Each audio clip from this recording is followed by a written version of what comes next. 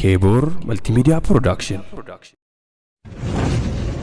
Fayyaan faaya dhibamtanii hin rakkatina fayyaa ta'a fayyaa hin dhabina dhukkubee isin hin yaaddessin daa'imni dhukkubee isin hin hiraarsin katasa daa'imman isin jalaa dhukkubee jennaan gara keenya qajeelaa kan jedhu klinikni specialized daa'immanii fi ijoollee Ashifa baga gammaddan.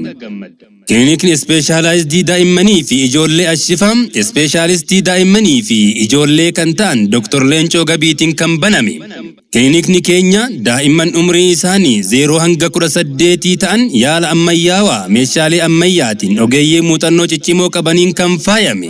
Klinikni specialized daa'immanii fi ijoollee Ashifa aga dhagahaa isiniin jedham.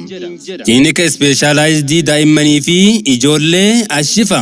Klinikni keenya iddoo ciisichaa ammayyaawaa kan daa'immaniif mijataa ta'een kan guutame yoo ta'u, fedha Rabbii guddaatiin dhibee kamuu irraa daa'imman keessan ni yaalamu. Teessoon keenya magaalaa Shaashamannee ganda duwwaa tokko mana barumsaa Adventistii fuulduratti argamna.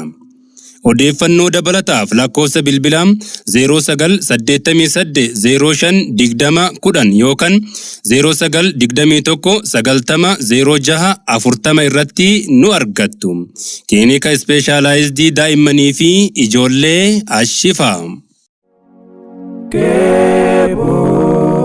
Kebor Multimedia Production.